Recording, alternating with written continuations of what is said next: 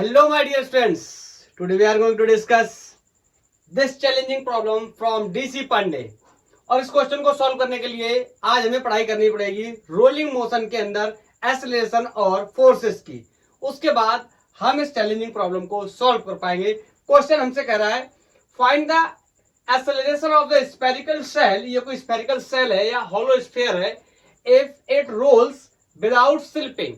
तो without slipping का concept uniform velocity के लिए या यूनिफॉर्म मोशन के लिए तो हमने सीख लिया है। आज एक्सेलरेशन के रिगार्डिंग बात करेंगे। यहां सरफेस से कुछ फ्रिक्शन भी प्रोवाइड होगा, तो चलो इसके बारे में डिस्कस करना शुरू करते हैं। स्टार्ट करेंगे प्रीवियस लेक्चर के एक रिजल्ट से, जहां पर हमने डिस्कस किया था वेलोसिटी की क्या कंडीशन होती है प्योर या यूनिफॉर्म रोलिंग मोशन के लिए। तो हेडिंग लगा लेंगे आज के लिए एक्सेलरेशन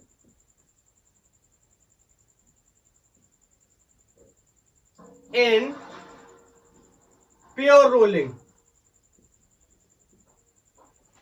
प्रीवियस लेक्चर में हमने डिस्कस किया था कि v is equal to r times of omega. ये वेलोसिटी थी इन प्योर रोलिंग। अगर आपने ये वाला लेक्चर नहीं देखा है तो प्लीज आप पहले इसको देख लो, ये कैसे आया, हमने कैसे डिसाइड किया है, और अच्छे अच्छे न्यूमेरिकल्स भी किए थे इसमें एससी वर्मा और डीसी पांडे के। अब आज के लिए हम लोग क्या करने वाले हैं, ये मेरे पास कोई एक डिस्क है या कोई एक ऑब्जेक्ट है जो रोल कर रहा है, और इसका कितना एक्सेलरेशन होना चाहिए सो दैट ये प्योर रोलिंग कर पाए। तो ये equation b equal to R omega ये सेटिस्फाइड करती है प्योर रोलिंग की कंडीशन को विदाउट स्लिपिंग। याद आया? चलो अगर मैं इसको डिफरेंशिएट कर दूं विथ रिस्पेक्ट टू टाइम, चलो यहां पर थोड़ा सा समझते हैं। बोलो वेलोसिटी इस तरीके से, b इसकी वैल्यू कितनी होती थी r ओमेगा, ये टेंजेंशियल वेलोसिटी हर जगह r ओमेगा, और इसका जो cm है कि इस ऑब्जेक्ट का ये कोई b वेलोसिटी से चलता था। Is that clear? आज हम एक्सेलरेशन की बात कर रहे हैं। बोलो, तो जब मैं इसको डिफरेंशिएट करने जाऊंगा तो इसको करूंगा this is going to be db over dt and this r is constant here, so d omega upon dt। बोलो, this is the velocity of centre of mass and we are going to differentiate with respect to time, so it is going to be acceleration. Is that clear? And this is going to be r and this d omega upon dt. It means angular velocity का rate with respect to time is called angular acceleration. This is the condition for pure rolling. अगर rolling हो रही है without slipping, इसके बारे में भी मैं थोड़ी चर्चा करूंगा अभी विदाउट स्लिपिंग के बारे में, लेकिन ये प्योर रोलिंग के लिए एक्सेलरेशन की कंडीशन हमें मिल गई। ध्यान से सुनना, दो कंडीशन मेरे को मिल चुकी हैं। एक कंडीशन मैंने वेलोसिटी से निकाली, v should be equal to r times of omega and a should be equal to r times of alpha for pure rolling. Forces में भी हम देखेंगे कि प्योर रोलिंग की क्या कंडीशन हो सकती है। Is that clear?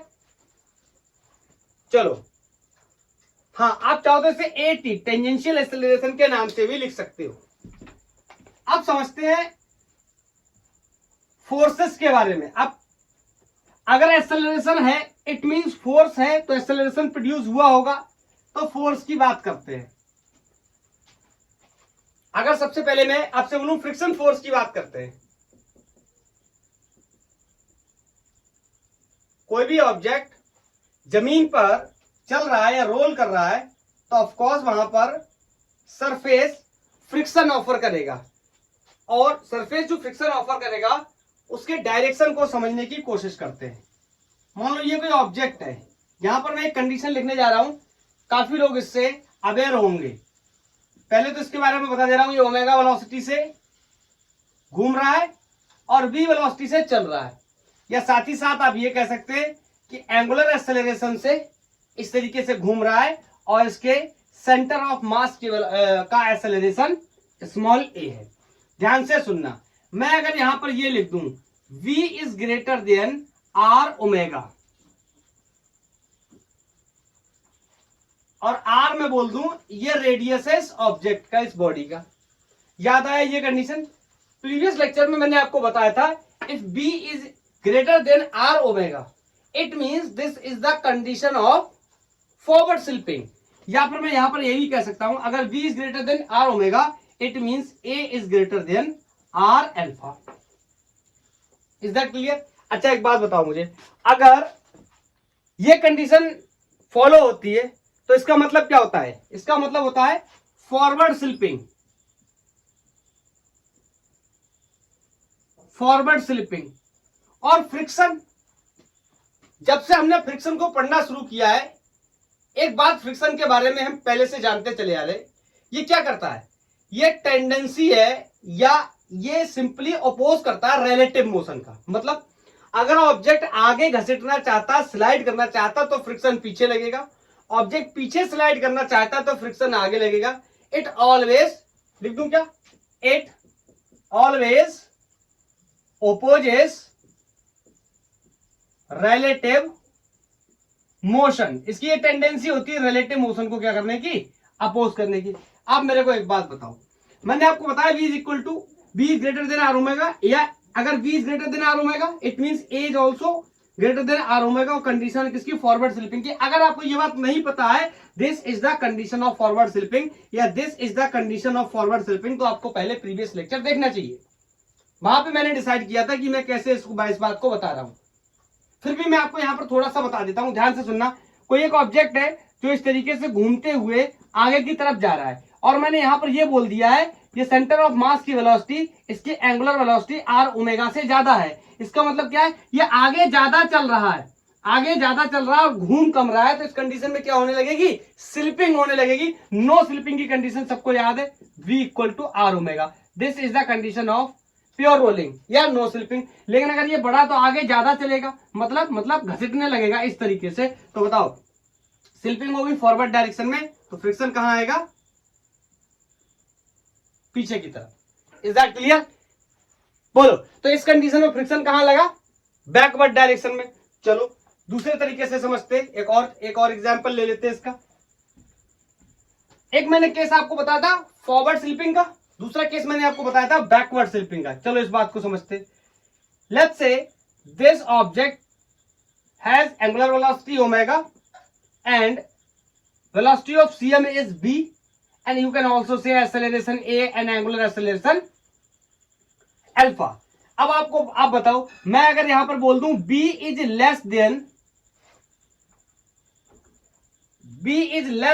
r omega और a is less than r alpha, बोलो तो ये कहानी किसकी होती थी? Backward slipping. स्लिपिंग कहां होगी? बैकवर्ड। मतलब अगर इसको समझने की कोशिश करें तो मैं दोनों को एग्जांपल से आपको बताया था। ये वो कंडीशन है जब अपन साइकिल चलाते हैं बहुत तेजी से और साइकिल का ब्रेक लगाते हैं पीछे वाले व्हील को रोकने के लिए या साइकिल को रोकने के लिए, तो क्या होता है मैं उसका ट्रांसलेशन इफेक्ट खत्म नहीं कर पाता, रोटेशन तो उसका मैं रोक देता हूं ब्रेक लगा करके, लेकिन साइकिल का टायर फिर भी घसीटता हुआ आगे की तरफ जाता है। This is the condition. और ये कौन सी कंडीशन है? मैंने आपको बताया रेनी सीजन में क्या होगा, कहीं दलदल है या कहीं पर मडी एरिया ज्यादा है, वहां पर कोई कार है उसका टायर क्या होगा, उसके अंदर चला जाएगा तो क्या करेगा, वहीं पर रोल करता रहेगा, आगे नहीं जाएगा। That was the ideal condition. और इसको थोड़ा सा ऐसे समझने की कोशिश करूं कि घूमेगा ज्यादा और आगे कम जाएगा, तो यही सिचुएशन है। घूमेगा ज्यादा means this velocity is greater then should be the velocity of centre of मास, तभी तो आगे कम जा रहा है और घूम वहां पे ज्यादा है। और ऐसी कंडीशन में स्लिपिंग कैसी होती थी? बैकवर्ड। प्रीवियस लेक्चर में मैंने एक्सप्लेन किया था। अगर स्लिपिंग बैकवर्ड है इसका मतलब जो फ्रिक्शन है वो किधर प्ले करेगा? फ्रिक्शन चाहेगा कि रिलेटिव मोशन ना हो किसके बीच में? जिस सरफेस पे रोल कर रहा है वो व्हील और सरफेस के बीच में। तो स्लिपिंग बैकवर्ड है तो क्या करेगा? फ्रिक्शन उसको बचाने के लिए स्लिपिंग ना हो कहां एक्ट करेगा? किस डायरेक्शन में? फॉरवर्ड डायरेक्शन में। This is the direction of friction.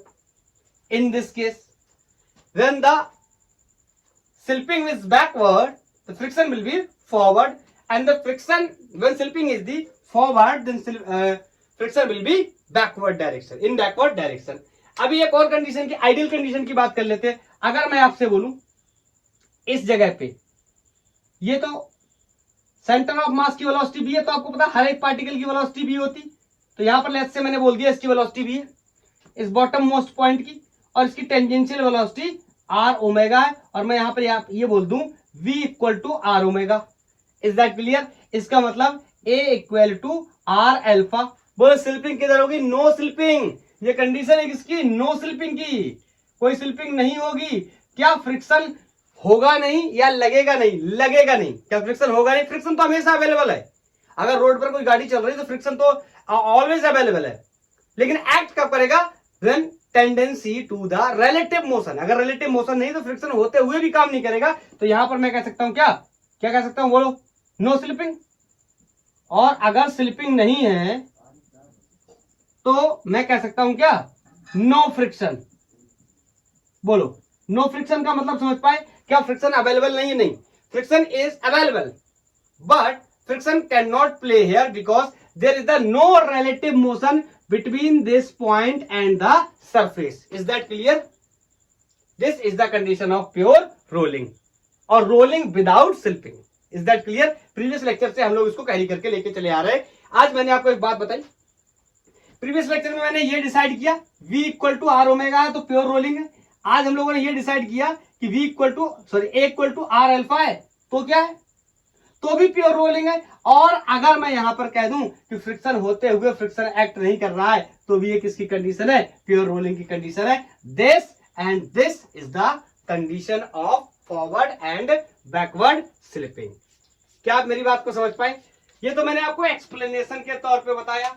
अब मेरे से सवाल ये पूछा जा सकता है, ये जो फ्रिक्शन लग रहा है इस फ्रिक्शन की कितनी वैल्यू होगी अगर मेरे को प्रॉब्लम में कैलकुलेट करना है? तो इसके लिए अब अपन एक आर्टिकल करके इसका डेरिवेशन कर लेते हैं और एक स्टैंडर्ड रिजल्ट ड्राइव कर लेते हैं, उसकी हेल्प से हम लोग कैलकुलेट कर सकते हैं। अब मैं आपको ये नहीं बोलूंगा कि जो रिजल्ट आने वाला है उसे आप लोग याद कर लो, अब बेहतर है कि आप तरीके को समझो और उसके साथ साथ अगर पढ़ते पढ़ते रिजल्ट याद हो जाता है तब तो मजे ही मजे है। बोलो अभी अपन यहां पे लगा लो heading calculation of friction force. कैसे अपन कैलकुलेट करेंगे? Calculation of friction force. बहुत ही अच्छे से सुनना है इसको।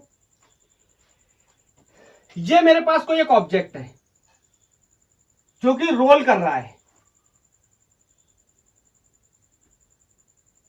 मैंने यहां पर एक फोर्स लगाया F।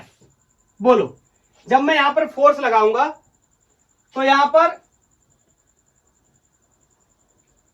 cm के अबाउट इसका एक्सेलरेशन a हो जाएगा। एंड ऑफ कोर्स अब ज्यादा ड्राइंग यहां पर कर नहीं सकता तो मैं ऐसे यहां पर बना दे रहा हूं, ये इस तरीके से रोटेट भी करने वाला है। बोलो ऑफ कोर्स यहां पर एंगुलर वेलोसिटी भी होने वाली है। हाँ यहां पर सरफेस बना देता हूं। आप समझते हैं मेरी इस स्टोरी को बहुत ही अच्छे से। बताओ जब यहां पर फोर्स लगेगा तो ये रोल करेगा, रोल करेगा। अभी मैंने कुछ ऐसा नहीं बोला है कि ये बड़ा है या b equal to R omega है, क्या है, ऐसा मैंने कुछ नहीं बोला है। बोलो मैं कुछ बेसिक बातों के माध्यम से क्लियर करना चाहता हूं। चलो मैं पहले इसका रेडियस भी बना देता हूं। ये लेट्स से ये इसका रेडियस हो गया। अब मैं आपको सलाह दूंगा कि इसमें आप दोनों इफेक्ट को कंसीडर करो और न्यूमेरिकल प्रॉब्लम भी आसानी से बनेंगे। आप एक्सप्रेशन याद करने से बच जाएंगे। कैसे? ध्यान से सुनना। मैं इसके दोनों इफेक्ट की बात कर रहा हूं, ट्रांसलेशन और रोटेशन। ध्यान से सुनना। अगर मैं ट्रांसलेशन इफेक्ट की बात करूं या ट्रांसलेशन मैकेनिज्म की बात करूं तो क्या होगा? सिंपली हम लिखते हैं क्या ट्रांसलेशनल मैकेनिज्म में? F net is equal to M A, Newton's second law. Net force should be equal to mass times of acceleration. चलो मास नहीं कंसीडर किया था तो साथ ही साथ इसका मास कंसीडर कर लेता हूं एम। अब आप बताओ जैसे ये यहां पर फोर्स लगेगा ये रोल करने की कोशिश करेगा और जैसे ही ये रोल करेगा क्या होगा? यहां पर स्लिपिंग की कंडीशन पैदा होगी और स्लिपिंग की कंडीशन को बचाने के लिए कौन एक्ट करेगा? फ्रिक्शन एक्ट करेगा। बोलो फ्रिक्शन आएगा बचाने के लिए ताकि कोई भी स्लिपिंग ना हो। तो मैंने ऐसे बना दिया फ्रिक्शन। आगे की तरफ फ्रिक्शन क्यों है? क्लियर? अभी मैंने आपको बहुत कुछ समझाया है। चलो अब मैं इसका ट्रांसलेशनल मैकेनिज्म समझने की कोशिश करता हूं। तो बोलो कितने फोर्स लग रहा है इस पे टोटल? तो आप देखोगे दो फोर्स हैं, एक फोर्स ये है और एक फोर्स ये, और दोनों ही एक ही डायरेक्शन में, इन दिस केस दोनों ही राइट हैंड साइड में या फॉरवर्ड डायरेक्शन में है। तो I can say sum F net mean sum of applied force on the top point. ये ध्यान रखना, यहां टॉप पे लगाया मैंने, अगर यहां से बदल के यहां लगा दूंगा तो कंडीशन बदल जाएगी, ध्यान रखना। Plus friction force is equal to mass times of acceleration. क्या इस बात में किसी को कोई प्रॉब्लम है? अब आगे सॉल्व नहीं होगा, बोलो। बहुत सारी चीजें नहीं पता है मेरे को इसमें। अब पहले इक्वेशन बना करके यहां छोड़ देता हूं, क्योंकि ना तो यहां पर मेरे को ए पता है, दूसरा रोटेशनल मैकेनिक्स को मैं अगर यूज करूं, आपको पता है रोटेशनल मैकेनिक्स में फोर्स तो हो नहीं, फोर्स तो होता नहीं है। कौन होता है फोर्स? क्या? Moment of force means torque. लिख देता हूं एक बार, net torque is equal to I times of alpha. ये भी न्यूटन का सेकंड नियम ही है, लेकिन रोटेशन के लिए अब मैं इसका यूज करने जा रहा हूं। बोलो, मैं लिखूंगा नेट टॉर्क। टॉर्क जो जो फोर्सेस बना रहे होंगे उनका टॉर्क लिख दूंगा, बस ये देख लूंगा क्लॉकवाइज रोटेशन है या एंटी क्लॉकवाइज है। एंटी क्लॉकवाइज है तो प्लस ले लूंगा, क्लॉकवाइज होगा तो नेगेटिव ले लूंगा। अब यहां पर आकर ये मत कोई कहना कि सर टॉर्क क्या होता है।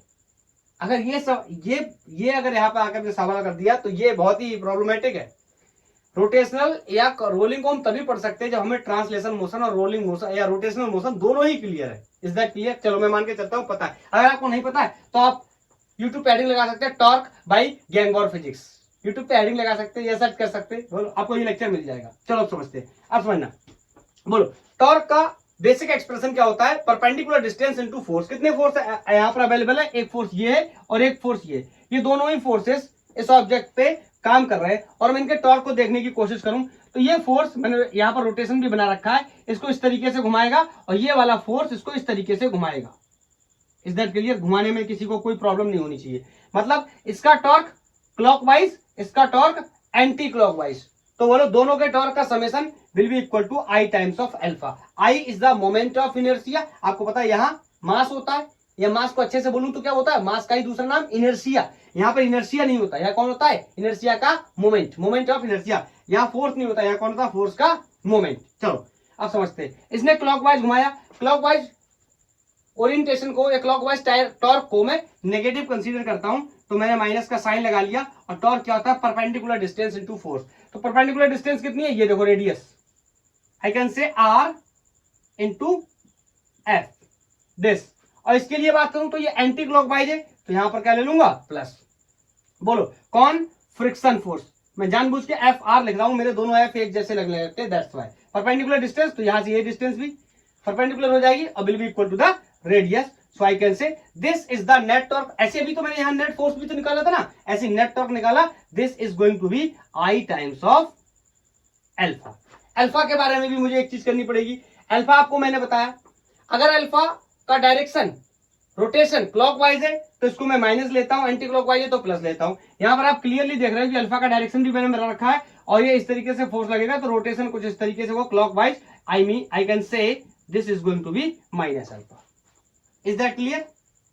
बोलो, इतने में किसी को कोई डाउट? बस अब इसको क्या करना है? सॉल्व करना है और अप्लाई करना है। चलो एक चीज मैं यहां पर और बताना चाहता हूं आपको, पहले आप इतना नोट करो, मैं आपको कुछ टाइम देता हूं। 1 2 3 नोटेड। चलो अब मैं यहां से अल्फा की वैल्यू को निकालना चाहता हूं, कैलकुलेट करना चाहता हूं। तो अल्फा की वैल्यू को मैं कैसे कैलकुलेट कर सकता हूं? इसको मैं इधर लाऊं या ऐसे समझ लो, यहां कॉमन लूंगा माइनस, तो ये प्लस हो जाएगा, ये माइनस हो जाएगा, ये प्लस हो जाएगा। यहां से मेरे को अल्फा निकालना है, तो आर का क्या कर दूं? सॉरी आई का क्या कर दूं? डिवाइड लगा दूं। ध्यान से सुनना मैं क्या बोल रहा हूं। अल्फा ले लिया, आई से डिवाइड लग जाएगा। यहां पर आर क्या है? कॉमन। तो ये हो गया F applied force plus friction force, और यहां पर मैंने आर को क्या ले लिया? Common upon I. अब ध्यान से देखो, यहां पर प्लस, यहां पर माइनस था और यहां पर भी माइनस था, तो मैं कॉमन लूंगा तो यहां क्या हो जाएगा? माइनस। तो इसका मतलब ये प्लस की जगह क्या हो जाएगा? माइनस। ये बहुत ही आसान बात है, अब इसको तो समझ ही सकते हो। बोलो, यहां से अल्फा की वैल्यू मैंने निकाल ली। क्लियर? नोट कर लिया? चलो मैं ऊपर से साफ करता हूं और हटाता हूं फिर। अब अपनी वही पुरानी कहानी, मैं प्योर रोलिंग वाली कंडीशन लगाना चाहता हूं। आपको पता है प्योर रोलिंग के लिए मैं क्या लिख सकता हूं? प्योर रोलिंग लिख तो मैं B equal to R omega भी सकता हूं, लेकिन मुझे यहां जरूरत नहीं है। लिख तो मैं A equal to R alpha भी सकता हूं, इसकी मुझे जरूरत है। कैसे? देखो अल्फा की वैल्यू मैंने निकाल ली, यहां इसको हटा दे रहा हूं ए को, किससे? आर अल्फा से, और अल्फा की वैल्यू यहां रख दूंगा। Is that clear? तो मैं लिख दे रहा हूं पुट इन 1। इक्वेशन फर्स्ट में जब मैंने रखा this is F plus F R friction force M, A की जगह मैं लिख सकता हूं कितना? R times of alpha. Alpha की वैल्यू ये है, तो मैं यहां पे लिख दे रहा हूं पुट अल्फा, या लिख ही देता हूं डायरेक्ट, अब क्या इसमें लिखता रहूं बार बार। तो F plus F R is equal to M R. Alpha की value F minus F R into R upon moment of inertia. अब इसको सॉल्व करेंगे, तो इसको साफ कर दे रहा हूं, करते रहो सॉल्व, ये तो आपका काम है। बोलो चलो, अब देखो ये एम आर और ये आर, इसका क्या हो गया? Square. Is that clear? Multiply कर दे रहा हूं, फिर इसके साथ मैनेज करेंगे। F plus F R equal to M R square F, बोलो, minus M R square, R square तो समझ आ रहा है ना, इधर से भी आ रहा है, into friction. Moment of inertia इस साइड था तो मैंने दोनों में मल्टीप्लाई कर दिया, यहां पर भी कर दिया, थोड़ा सा कैलकुलेशन को सेव करने के लिए यहां पर भी कर दिया। आई थिंक अब मेरी बात समझ गया होंगे। अब फ्रिक्शन वाले टर्म्स को एक तरफ कर लेते हैं और फोर्सेस वाले टर्म्स को एक तरफ कर लेते हैं। तो बोलो इसमें फ्रिक्शन है और इसमें फ्रिक्शन है, तो इसको अगर मैं इधर ले आऊंगा तो ये ऐड हो जाएगा, इसको उधर ले जाऊंगा तो ये सब्ट्रैक्ट हो जाएगा। तो आई कैन से आई इंटू फ्रिक्शन फोर्स, और ये वाला फंक्शन मैं इधर ले आया M R square into friction force, इसको यहीं पर रोक कर रखा है। M R square applied force, ये इधर जाएगा minus times of I into F. Is that clear? यहां से फ्रिक्शन फोर्स को कॉमन ले लेंगे, तो यहां पर बचने वाला है I plus M R square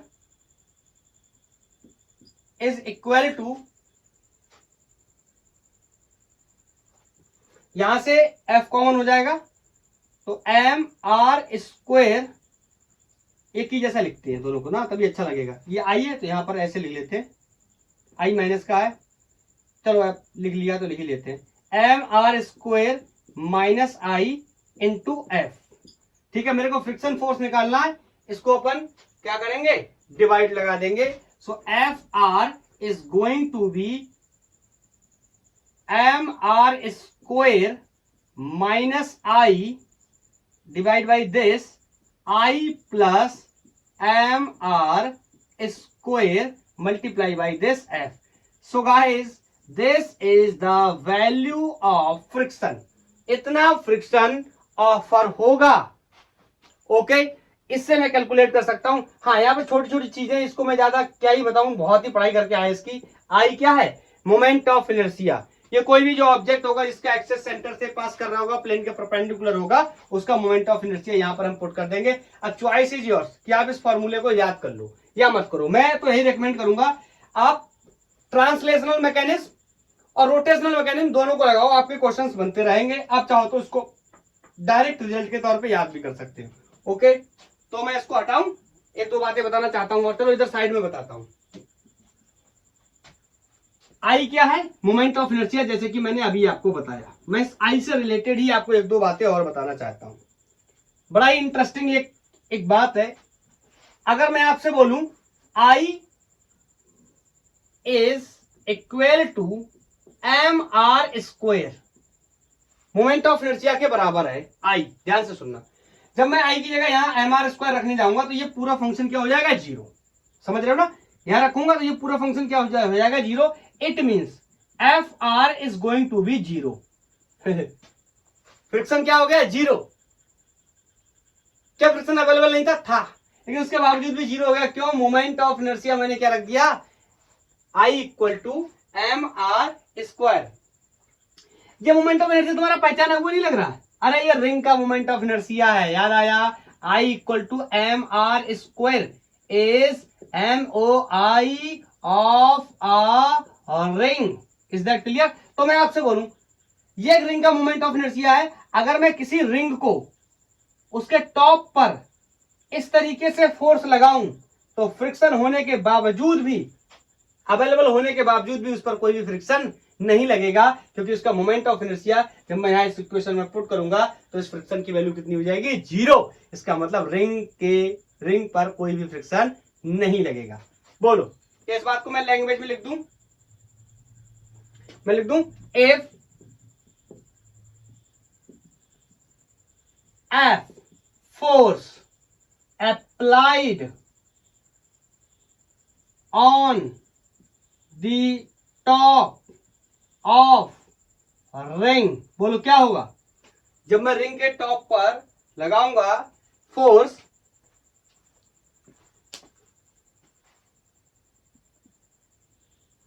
सारी लाइट्स बंद हो गई थी एकदम से। चलो, if F force is applied on the top of a ring, there will be no friction. Clear? कोई भी फ्रिक्शन काम नहीं करेगा। लाइट का थोड़ा सा इशू हो गया था गाइस 2 बार, सॉरी फॉर दैट। तो बताओ इसके लिए मैं कह सकता हूं it means pure rolling means without slipping, कुछ भी करो स्लिपिंग नहीं होगी इन केस ऑफ रिंग, अगर मैं कहा टॉप पर फोर्स लगाता हूं रिंग के। Is that clear? बोलो, और बातें मुझे कुछ बतानी है, मैं इसको साफ कर रहा हूं, आप नोट कर लो। मैं इस फ्रिक्शन फोर्स के एक्सप्रेशन को साइड में नोट करना चाहता हूं, मेरे को कुछ और भी बताना है, काफी चीजें इसके बारे में डिस्कस करनी है। चलो मैं यहां पर इसको साइड में नोट कर दे रहा हूं। F R is equal to M R square minus I upon I plus M R square into applied force. ठीक है, ये तो मैंने आपको बता दिया कि मोमेंट ऑफ इनर्शिया इसके बराबर हो गया। अब छोटा और बड़ा इन चीजों के बारे में भी डिस्कस कर लेते हैं, काफी इंटरेस्टिंग होने वाला।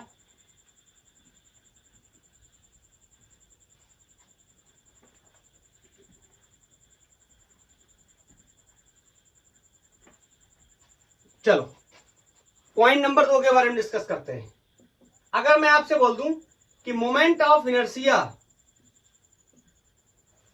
छोटा है हमारे स्क्वायर से, अगर ये छोटा है तो बताओ ये वैल्यू फ्रिक्शन की ओवरऑल कैसी आएगी, पॉजिटिव। मैं एक दो एग्जांपल भी बता दे रहा हूं कि मोमेंट ऑफ इनर्शिया कहां छोटा हो सकता है। बोलो किसके केस में हो सकता है, सॉलिड स्फीयर, याद आया कितना मोमेंट ऑफ इनर्शिया होता है सॉलिड स्फीयर का, 2/5 mr²। या फिर हॉलो स्फीयर की अगर मैं बात करूं, I इक्वल टू 2/3 mr²। एक बात आपको बहुत ही अंदर की बताऊं, आपने भी इतने रिजल्ट देखे होंगे लेकिन आपको मोमेंट ऑफ इनर्शिया कभी भी mr² से ज्यादा दिखाई ही नहीं दिया होगा, पॉसिबल नहीं है। समझते आगे चल के क्यों। तो बताओ इस कंडीशन में क्या हो जाएगा, friction will be 0।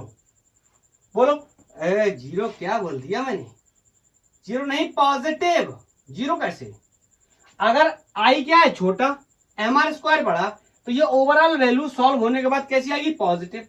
Friction positive का मतलब फ्रिक्शन कहां एक्ट करेगा, friction will act in forward direction. Is that clear?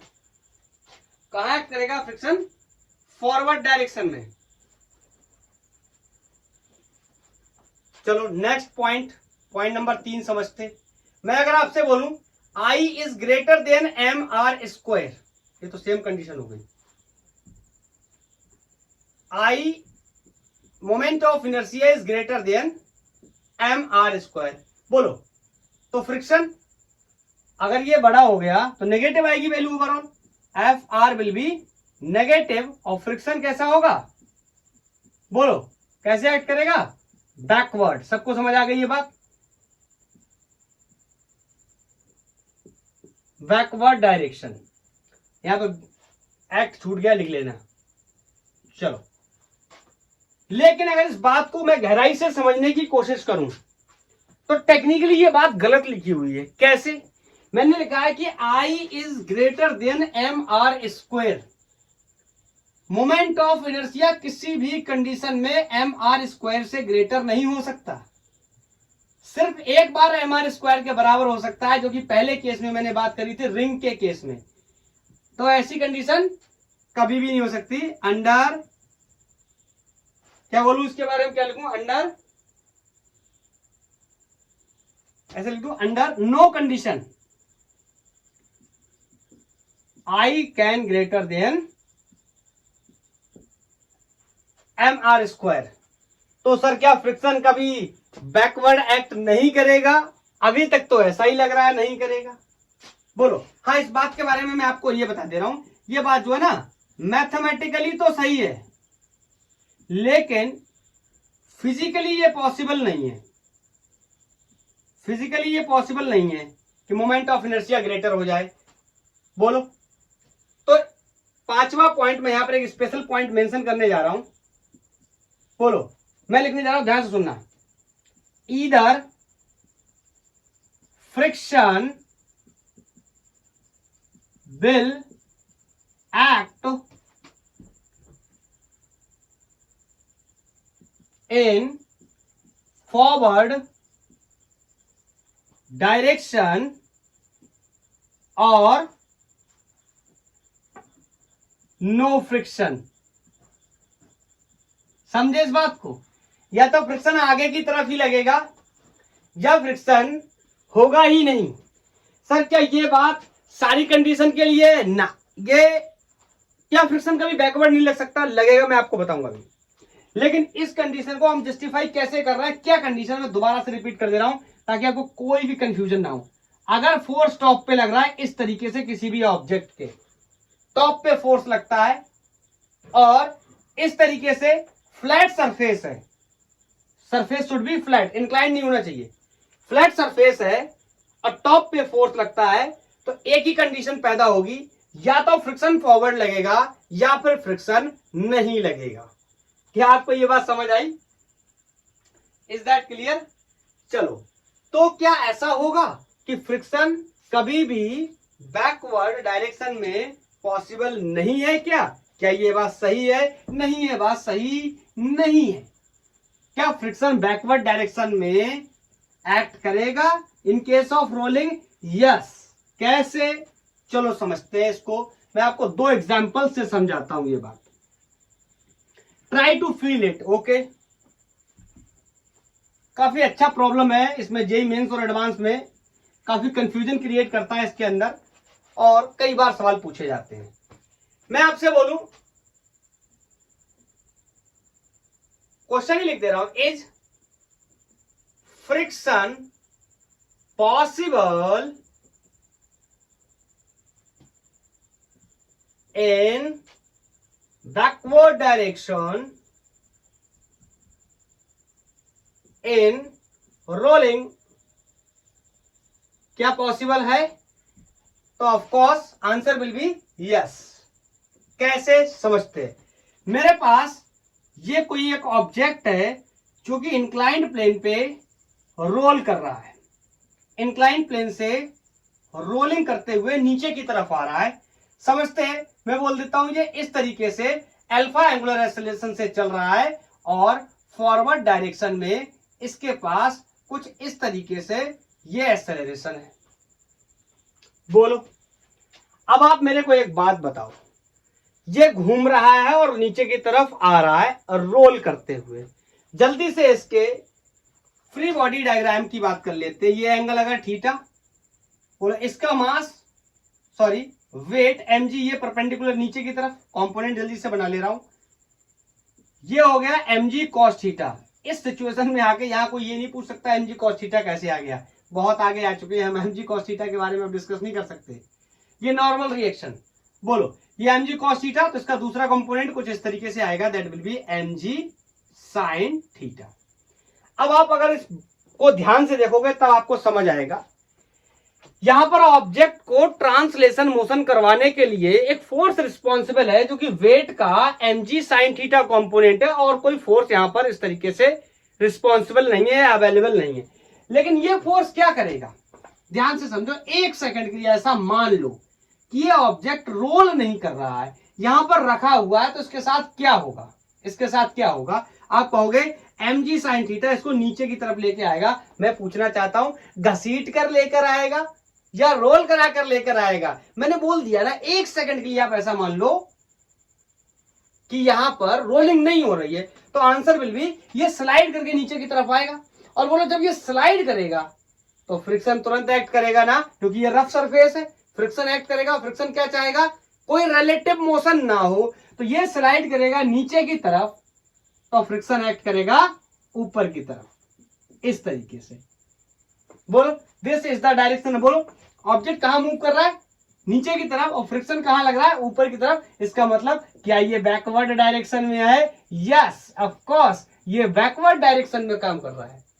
बोलो हाँ, अब आप चाहो तो इसको मिक्स कर लो कि ये घूम भी रहा है और रोल करते हुए नीचे भी आ रहा है, लेकिन यहां पर एक फोर्स रिस्पॉन्सिबल है जो कि इसको आगे ज्यादा घसीटने की कोशिश कर रहा है, आगे ज्यादा तेजी से लाने की कोशिश कर रहा है। इसका मतलब यहां पर, और अच्छा अच्छे से बताऊं, यहां पर A is greater than R omega, या फिर B is greater than, sorry, A is greater than R alpha, या B is greater than R omega. ये फॉरवर्ड स्लिपिंग की कंडीशन थी ना, और अगर फॉरवर्ड स्लिप करेगा तो बताओ फ्रिक्शन कहां लगेगा, बैकवर्ड। हाँ, इसके लिए बैकवर्ड नहीं बोल सकते या फॉरवर्ड जैसी चीजों का यूज नहीं कर सकते, क्योंकि ये फ्लैट सरफेस पे नहीं है, ये एक इंक्लाइन प्लेन पे। हाँ, लेकिन अगर ये कर सकते हैं, अगर मैं इसको फॉरवर्ड मान रहा हूं तो इसको अपन क्या ट्रीट कर सकते हैं, बैकवर्ड।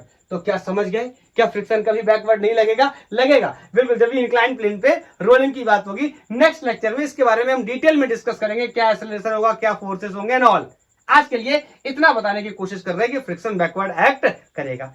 सर मेरे को अभी एक सवाल और भी पूछना है, क्या फ्लैट सरफेस पे पॉसिबल नहीं है क्या बैकवर्ड डायरेक्शन में? है। कैसे है समझते हैं इस बात को। मैं आपको एक बहुत ही साधारण एग्जांपल के साथ समझाता हूं। अभी अभी मैंने क्या किया था, यहां टॉप पर फोर्स लगाया था, किया था, लेकिन अब मैं टॉप पे ना फोर्स लगाकर इसके सीएम पे फोर्स लगा रहा हूं। ध्यान से सुनना, बहुत नेसेसरी कंडीशन है। अगर मैं इसके सीएम पे फोर्स लगाऊं तो सीएम पे फोर्स लगाने से क्या होगा, सबसे पहला हमारे जहन में क्या बात आएगी, यहां पर फोर्स लगाया है, रोलिंग पढ़ते पढ़ते दिमाग इतना घूम जाता है कि इस बात का मतलब ही हम नहीं समझ पाते। इस बात का असल मतलब क्या है, इसके सेंटर ऑफ मास पे फोर्स लग रहा है। Everybody should know this thing, मैं बहुत बार बता चुका हूं, centre of mass is the commander of translatory motion. तो ये क्या करेगा, इसको फॉरवर्ड डायरेक्शन में ऐसे लेकर के जाएगा। वो अलग बात है कि यहां फ्रिक्शन होने की वजह से क्या होगा, इसमें रोटेशन इफेक्ट क्रिएट हो जाएगा और ये रोलिंग करने लगेगा। लेकिन अगर मैं फ्रिक्शन की डायरेक्शन को सिर्फ यहां समझना चाहता हूं तो बोलो ये आगे की तरफ इसको घसीट कर लेके जाएगा, तो बोलो फ्रिक्शन की वजह से रोलिंग क्रिएट होगी। लेकिन फ्रिक्शन किधर एक्ट करेगा, फ्रिक्शन चाहेगा कि कोई भी रिलेटिव मोशन क्रिएट ना हो, मतलब ये आगे जाएगा तो फ्रिक्शन कैसे एक्ट करेगा, यहां पर ऐसे पीछे की तरफ। क्या मेरी बात को अच्छी तरीके से समझ पाए?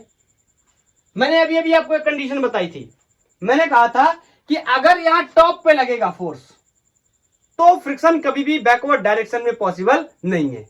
लेकिन अगर यहां सेंटर पे लगता है, सीएम पे लगता है, सेंटर ऑफ मास पे लगता है, तो यह कंडीशन पॉसिबल है। मैंने आपको विद एग्जांपल समझाया हुआ है। Is that clear? चलो सर, मैंने ये सीख लिया कि V equal to R omega होता है, A equal to R alpha होता है, किसके लिए, प्योर रोलिंग के लिए। फोर्स में भी बताओ सर, फोर्स में भी बताओ, प्योर रोलिंग के लिए मुझे क्या करना चाहिए। चलो अब इसी बात को समझते हैं कि फोर्स कितना, फ्रिक्शन फोर्स लगना चाहिए ताकि जो मेरा ऑब्जेक्ट है, जो बॉडी है, जो रोल कर रहा है, वो स्लिप ना करे, प्योर रोलिंग कर पाए। तो मैं इस चीज के लिए आपको एक कंडीशन बताने वाला हूं। ध्यान से सुनना, नेक्स्ट पॉइंट जो भी हो, 6, 7 जो भी पॉइंट हो, ये सारे पॉइंट्स को बहुत ही अच्छे से पढ़ लेना, क्लियर कर लेना, तभी आपके मेन से एडवांस लेवल के प्रॉब्लम सॉल्व होंगे। अदरवाइज फंस जाएंगे प्रॉब्लम बीच में। जो भी नंबर हो, मेरे को नंबर एग्जैक्टली याद नहीं है। चलो अब समझते हैं, अगर फ्रिक्शन, ये कंडीशन है, less than equal to mu M G है, बोलो हम लोग फ्लैट सरफेस पे पढ़ाई कर रहे हैं, इस वजह से मैंने म्यू एम जी लिखा है, अदरवाइज मैं mu times of normal reaction लिखता। आपको पता है इंक्लाइंड प्लेन के सरफेस, इंक्लाइंड प्लेन के केस में नॉर्मल रिएक्शन की वैल्यू चेंज हो जाती है, of course mg times of cos theta हो जाती है, लेकिन यहाँ फ्लैट पे बात कर रहा है, इसलिए मैंने क्या लिखा रखा है, mu times of mg। Is that clear? मेरी बात को ध्यान से सुनना। ये कंडीशन है फॉर प्योर रोलिंग। अगर फ्रिक्शन के लिए मैं बात करूं कि प्योर रोलिंग की कंडीशन क्या होनी चाहिए, फ्रिक्शन है फिर भी एक्ट नहीं कर रहा है, प्योर रोलिंग हो रही है, कोई स्लाइडिंग नहीं हो रही, कोई स्लिपिंग नहीं हो रही है, तो ये कंडीशन है कि हमेशा applied friction mu M G से कम होना चाहिए, या अधिकतम उसकी वैल्यू कितनी हो सकती है, इसके बराबर। इसका मतलब तो यही होगा ना कि फ्रिक्शन की वैल्यू हमेशा म्यू एम जी से कम हो, या फिर इसकी मैक्सिमम वैल्यू फ्रिक्शन की कितनी हो सकती है, for pure rolling should be equal to mu M G, बराबर हो सकती है बस। Is that clear? This is the condition of pure rolling. तो प्योर रोलिंग के लिए दो तीन चीजें पता चल गई, B equal to R omega, A equal to R times of alpha, and friction should be less than equal to mu times of M G. Is that clear? Is that clear? चलो, और friction अपन calculate कैसे करते हैं, ये अभी अभी मैंने आपको बताया, अपन ने ड्राइव किया पूरा concept. This is M R square minus I over M R square plus I into applied force. ऐसे मैं फ्रिक्शन को क्या करूंगा, कैलकुलेट कर लूंगा, और फ्रिक्शन की वैल्यू को mu times of M G से कंपेयर कर लूंगा। अगर फ्रिक्शन की वैल्यू कम आ गई, इसका मतलब प्योर रोलिंग है, प्योर रोलिंग का मतलब है नो स्लिपिंग है, और अगर ज्यादा आ गई तो स्लिपिंग की कहानी स्टार्ट हो जाएगी। क्या आप मेरी बात को पूरी तरीके से समझ पाए? बोलो, क्या कॉन्सेप्ट क्लियर है? चलो एक बात को और समझते हैं। मेरे को पता चल गया, क्या क्या पता चल गया, कि फॉर प्योर रोलिंग, ध्यान से सुनना, प्योर रोलिंग के लिए कंडीशन मैंने एग्जैक्टली बना ली।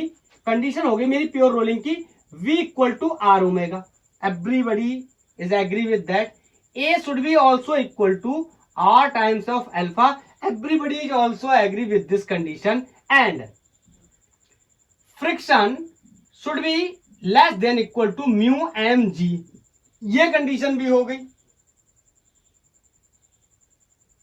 चलो साइंस की बात कर लेते हैं, साइंस ऑफ रोटेशन। तो साइंस ऑफ रोटेशन क्या होगा, साइंस ऑफ रोटेशन कौन सा पॉसिबल है नहीं है, आप मेरे को सोच के बताना, ठीक है।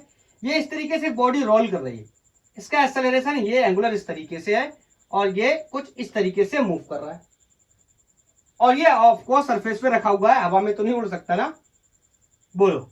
और यहां पर मैंने क्या किया, ये चलो मैं दो दो पेयर करके बनाता हूं, ये दो जोड़े बनाए मैंने, यहां पर मैंने ये इस तरीके से इसका ओरिएंटेशन दिया, और ये इसका सीएम का एक्सेलरेशन हो गया। क्या ये कंडीशन पॉसिबल है? ऑफ कोर्स पॉसिबल है। इसी डायरेक्शन में रोटेशन हो रहा है, और लीनियर एक्सेलरेशन या सेंटर ऑफ मास का एक्सेलरेशन भी फॉरवर्ड डायरेक्शन में है। This sense is possible. क्या ये सेंस पॉसिबल है? बिल्कुल है। एंटी क्लॉकवाइज डायरेक्शन में रोटेशन हो रहा है, और बैकवर्ड डायरेक्शन में एक्सेलरेशन ऑफ द सीएम है, दिस इज ऑल्सो पॉसिबल। चलो मैं एक दो कंडीशन यहां पर और बनाता हूं, इसको हटाता हूं ऊपर से, बताना क्या ये पॉसिबल है। आपको देख के ही समझ में आ जाएगा कि ये तो बिल्कुल भी पॉसिबल लग ही नहीं रहा। सुनना कैसे, सेंस ऑफ रोटेशन कुछ इस तरीके से है, you can say clockwise rotation, इस तरीके से सेंस ऑफ रोटेशन है, लेकिन ऑब्जेक्ट के पास जो सीएम का एक्सेलरेशन है, सेंटर ऑफ मास का एक्सेलरेशन है, वो बैकवर्ड डायरेक्शन में है। क्या ये कंडीशन पॉसिबल है? Of course not. ऐसा कैसे हो सकता है कि टायर घूम आगे की तरफ रहा है और जाता पीछे की तरफ है? ऐसा नहीं हो सकता सर, मैंने तो रोलिंग व्हील बचपन में खेला था, मैं ऐसे फेंकता था, जमीन पे गिरता था, फिर पीछे की तरफ आता था। That is a different story, that is the instantaneous story, उसके बारे में बात नहीं करेंगे, ओके। और अगर मैं बात करूं इस रोटेशन साइंस की, कि ये कुछ इस तरह रोटेट कर रहा है, ओके, लेकिन ये इस तरीके से जा रहा है, ये और ये एक ही कंडीशन है, बस अपोजिट है, तो ये रोटेशन भी सेंस पॉसिबल नहीं है प्योर रोलिंग के केस में आपको पता है इसमें तो स्लिपिंग होनी ही होनी है और इसमें भी स्लिपिंग होनी ही होनी है। भैया कैसा ऐसा कैसे हो सकता है? आप किसी व्हील को इस तरीके से रोटेट करो, इस तरीके से रोटेट करके हवा में छोड़ दो, जमीन पे जैसे ही गिरेगा पहले स्लाइड करेगा फिर बाद में चलेगा। Is that clear? So this sense is not possible in case of pure rolling. This sense is possible for the pure rolling, and these are the ideal condition for the pure rolling. I think clear है। बोलो चलो, अब जिस question से मैंने इस lecture की शुरुआत करी थी अब उस क्वेश्चन को सॉल्व कर लेते हैं। and now that question is going to be very easy for us कि हमें क्या कैलकुलेट करना है, उसका एक्सेलरेशन कैलकुलेट करना था। कोई अपने पास स्फेरिकल सेल या हॉलो स्फीयर था। मैं क्वेश्चन को ज्यादा लिखूंगा नहीं, मैं बना दे रहा हूं। यहां पर डीसी पांडे से लिया था हमने ये क्वेश्चन, और ये क्वेश्चन कुछ इस तरह था कि यहां पर एक बहुत ही गंदा बन गया। यहां पर अपन ने कोई टॉप पे इस तरीके से फोर्स लगाया था। Is that clear? यहां पर ये इस तरीके से सरफेस पे रखा हुआ है, तो जल्दी से अब मैं उसका सोल्यूशन ही बना रहा हूं डायरेक्ट। यहां पर इस तरीके से मैं लगा सकता हूं कौन? Friction force. Is that clear?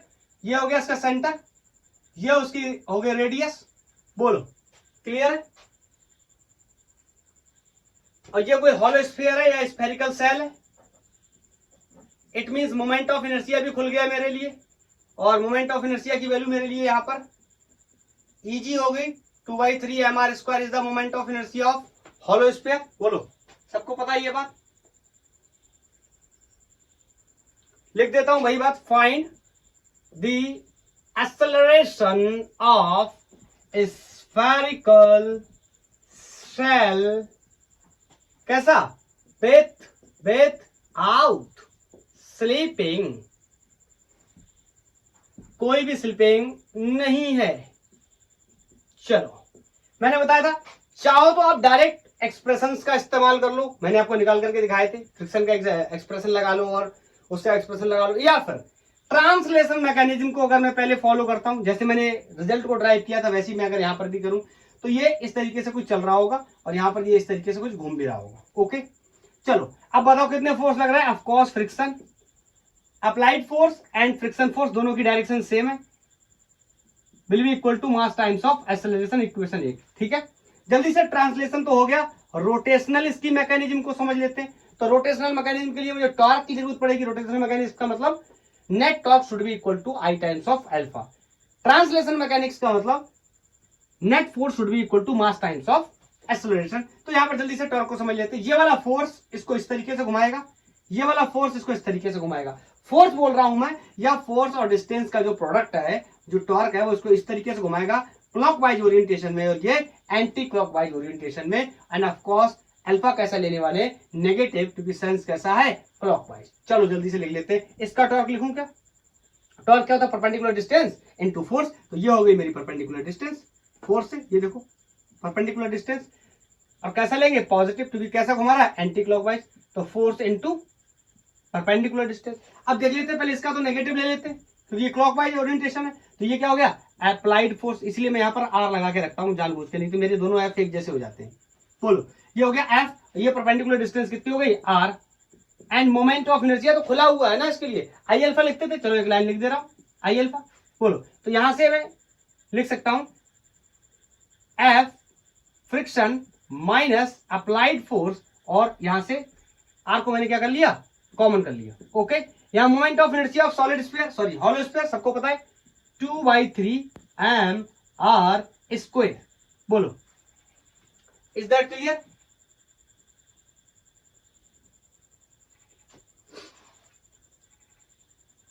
और ऊपर वाले के साथ कंपेयर कर ले अल्फा, इन दोनों को एक जैसा कर लो।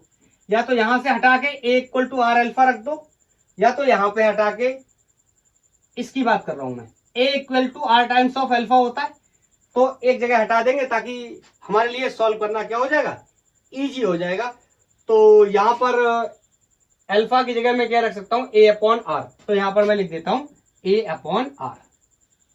Is that clear? बोलो इसको इक्वेशन कोई 2 मान लेते हैं। ऊपर वाली इक्वेशन के साथ इसको क्या करेंगे, कंपेयर करेंगे। अब ध्यान से सुनना, मैं थोड़ी सी इसको एक लाइन और सॉल्व करके ना तब मैं इक्वेशन लिखता हूं। देखो एक आर ये गया, ठीक, और ये बराबर में एक आर है तो इससे एक आर ये चला गया, तो यहां से मैं कह सकता हूं F R minus F is going to be 2/3 times of M A. अब देखो ये इक्वेशन 2 हो गया, बहुत ही शॉर्ट फॉर्म में आ गया, फिल्टर फॉर्म में आ गया। यहां पर मैं लिख देता हूं F applied force plus friction force equal to M A. अब यहां पर देख रहे हो आप क्लियरली, आपको पता चल जाएगा यहां से फ्रिक्शन फोर्स क्या हो जाएगा। अरे ये क्या होगा, उल्टा लिख दिया क्या,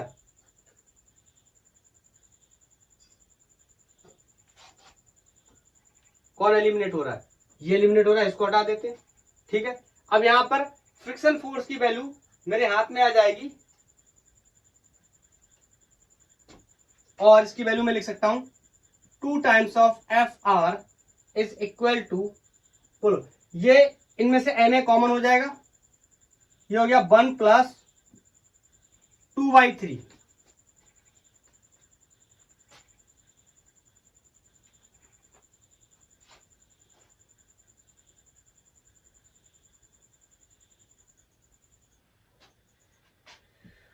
अब इसको ऐड कर लो, ये कितना हो गया 3 + 2 5, ये हो गया F R is equal to 5/3 M A. मैं एक बार चेक कर लूं कहीं पर कोई गलती तो नहीं है। Translation plus rotational, translational effect तो हो गया, उसके बाद में सेंस ऑफ रोटेशन, ये एंटी क्लॉकवाइज, ये पॉजिटिव, ओके, ये क्लॉकवाइज, ये नेगेटिव, ठीक है। अब यहां से सॉल्व करते हैं आगे। यहां से एक्सेलरेशन की वैल्यू मेरे को निकालनी है, तो यहां से 6/5, तो यहां पर मैं लिख दे रहा हूं ये हो गया एक्सेलरेशन की value. A is equal to, ये मल्टीप्लाई हुआ इससे 6, 5 क्या हुआ डिवाइड, और यहां पर क्या क्या बचा M into friction force. Is that clear ना, एम नीचे आएगा,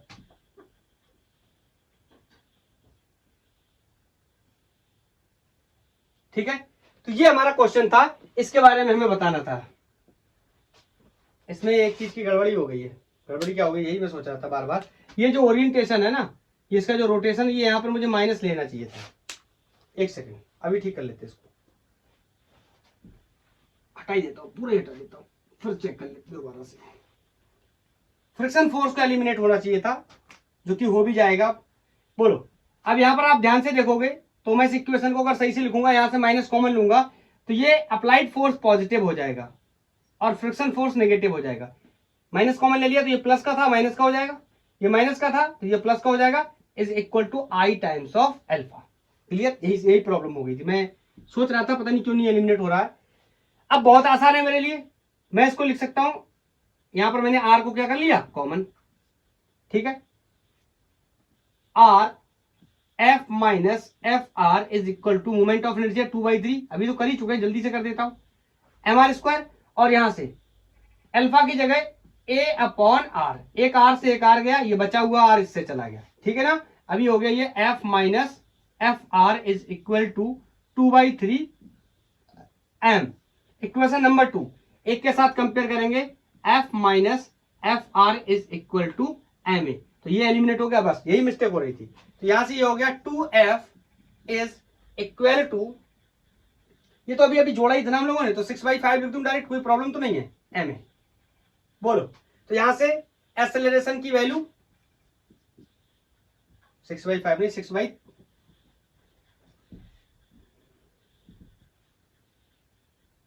2/3 कॉमन हो गया, सॉरी एम ए कॉमन हो गया, 2/3 प्लस 1 इंटू एम ए, तो यहां से होगा कितना 3 और 2 कितना होगा 5 अपॉन 3 एम ए, और यहां पर क्या हो गया 2 टाइम्स ऑफ एफ। यहां से मेरे को एक्सेलरेशन की वैल्यू निकालनी है, तो ये हो गया 6, 5 को मैंने डिवाइड कर दिया, एफ मल्टीप्लाई में एम डिवीजन में is equal to A. Now clear, बोलो कोई डाउट नहीं होना चाहिए, क्लियर है।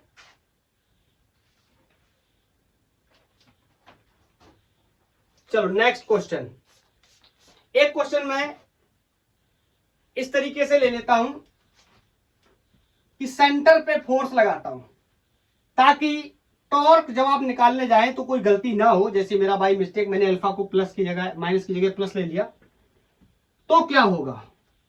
नेक्स्ट क्वेश्चन है, डीसी पांडे का ही क्वेश्चन है ये, और क्वेश्चन में मेरे से बोल रहा है हॉरिजॉन्टल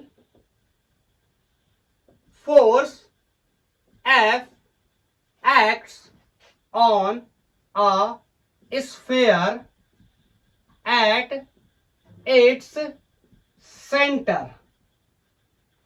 सेंटर पे लगता है स्फीयर के, and coefficient of friction between sphere and surface is mu. Okay, आगे मेरे से बोल रहा है व्हाट इज द मैक्सिमम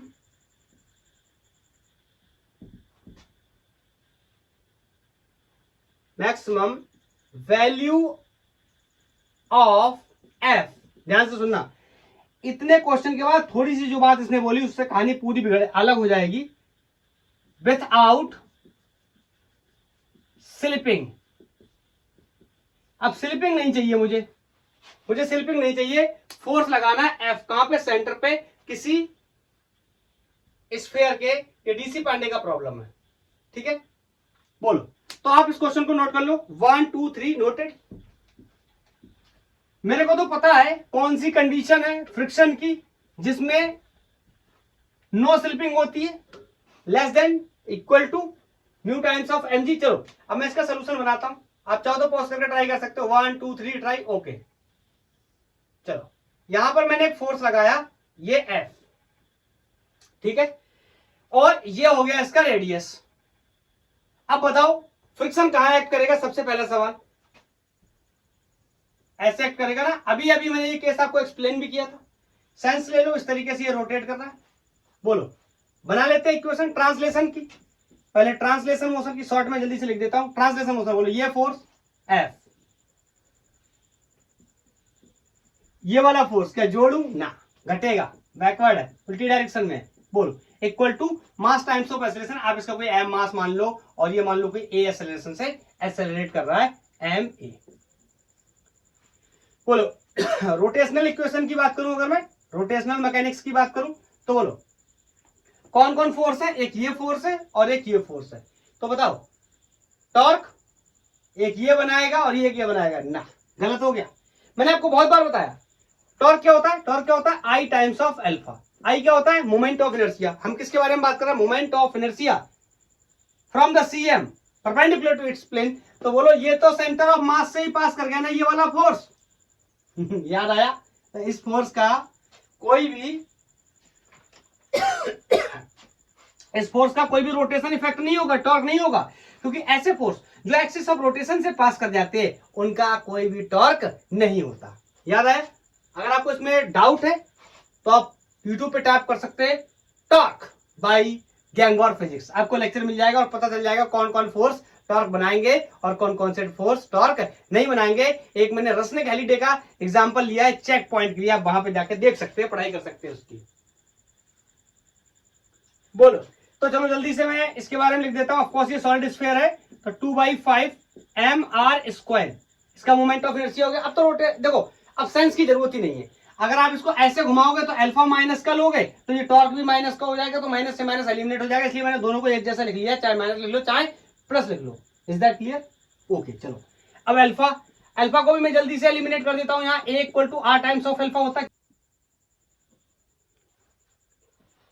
तो यहां पर देख लेते हैं टॉर्क कौन कौन बनाएगा कौन कौन नहीं बनाएगा। बोलो, ये वाला फोर्स टॉर्क नहीं बनाएगा क्योंकि ये एक्सिस ऑफ रोटेशन से पास कर जा रहा है, तो सिर्फ कौन बनाएगा, ये। अब इसके सेंस को अगर आप देखना चाहते हो तो ये इस तरीके से घुमाएगा कुछ क्लॉकवाइज, तो अल्फा भी क्लॉकवाइज है, तो अगर आप इसको नेगेटिव लोगे तो अल्फा भी नेगेटिव हो जाएगा, तो नेगेटिव नेगेटिव एलिमिनेट हो जाएंगे। तो चाहे आप ऐसे समझ लो या डायरेक्ट मैं ऐसे रख दे रहा हूं, 2/5 mr²। मोमेंट ऑफ इनर्शिया होता है सॉलिड स्फीयर का। और बोलो अल्फा की जगह a equal to R times of alpha होता है, so I can say a over R. बोलो, और इसको एक्सपोज कर दूं अगर, ये क्या होता है परपेंडिकुलर डिस्टेंस इनटू फोर्स, तो इस केस में परपेंडिकुलर डिस्टेंस कैपिटल आर और फोर्स क्या है फ्रिक्शन, तो I can say R into F, F R friction force 2/5 mr square a upon R. एक आर से एक आर गया, एक आर से एक आर चला गया, यहां से मेरे को फ्रिक्शन की वैल्यू पता चल गई 2/5 ma, लेकिन मैं इस वैल्यू को कंपेयर नहीं कर सकता। क्यों नहीं कर सकता?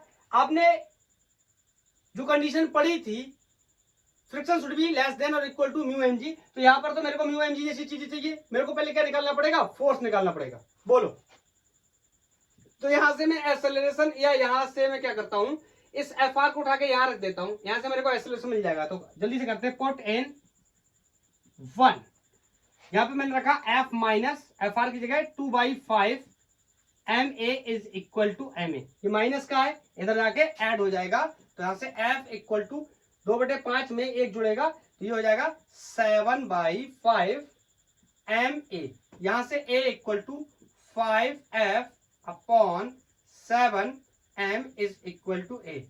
ये ए के लिए कंडीशन आती थी, ऐसे ए निकालते थे हम लोग। अब मुझे एक्सेलरेशन पता चल गया, एक्सेलरेशन मुझे पता चला, क्या फ्रिक्शन फोर्स में निकाल सकता हूं? बिल्कुल निकाल सकता हूं। फ्रिक्शन तो मैंने यहां पर भी निकाला था, लेकिन ये एमए के टर्म्स में था। Is that clear? मैं अप्लाइड फोर्स के टर्म्स में निकालना चाहता हूं। क्यों? क्योंकि मेरे को अप्लाइड फोर्स की वैल्यू बतानी है क्वेश्चन में, वो भी maximum value. Is that clear? चलो, तो इसको क्या बोल दो, पुट इन 1 कर दो। यहां से मैं जब रखने जाऊंगा इसको, F minus F R M, A की जगह 5f अपॉन 7m, ये m से m मर गया। बोलो, और ये जब इधर आएगा तो घट जाएगा, क्योंकि एफ आर को उधर ले जाऊंगा प्लस करने के लिए, 5/7 इधर आएगा तो घट जाएगा, तो ये हो गया f माइनस 5/7 f, और एफ आर उधर जाकर प्लस हो जाएगा। Is that clear? इसको तो घटा ही लोगे, 7 minus 5 upon 7, it means 2/7 f, तो यहां से एफ आर फ्रिक्शन फोर्स की वैल्यू 2/7 इंटू अप्लाइड फोर्स, ये वैल्यू आ गई। फ्रिक्शन फोर्स मुझे पता चल गया, इतना है।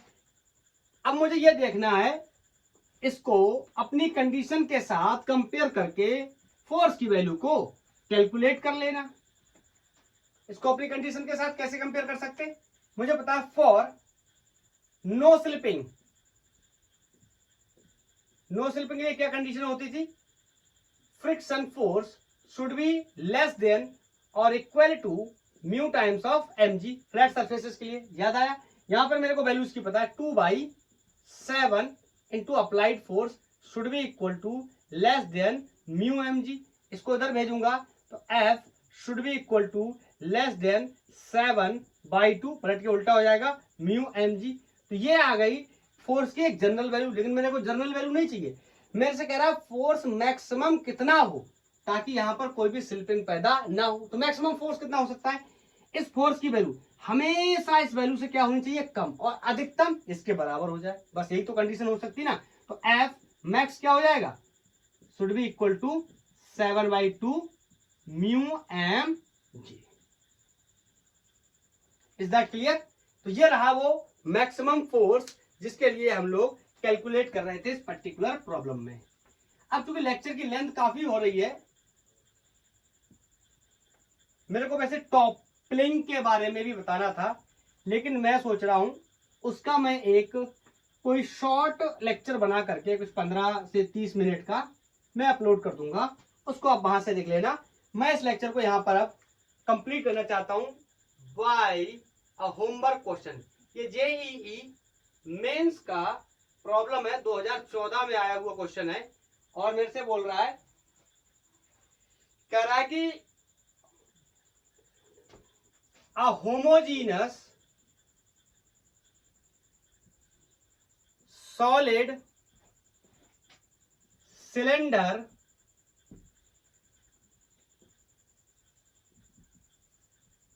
रोलर बनाया गया है इसका, ये रोल कर रहा है किसी पिच के ऊपर। Of radius capital R and mass M, ठीक है,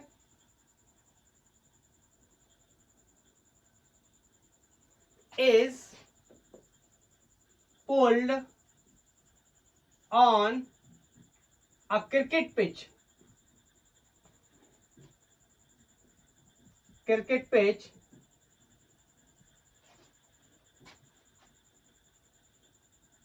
by a horizontal force, किसी horizontal force की मदद से।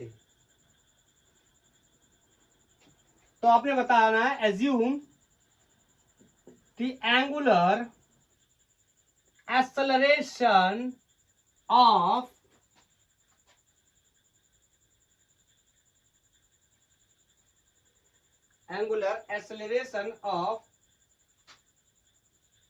सिलेंडर इज, 4 ऑप्शन मैं आपको दे देता हूं, F upon mr, F upon mr, F upon mr और F upon mr। हाँ, बस इनमें कुछ नंबर्स का मल्टीप्लाई कर देता हूं तो अपना काम हो जाएगा। यहाँ 2 कर देता हूं, यहाँ पर 2/3 कर देता हूं, यहाँ पर 3/2 कर देता हूं, यहाँ पर 3 कर देता हूं। Is that clear?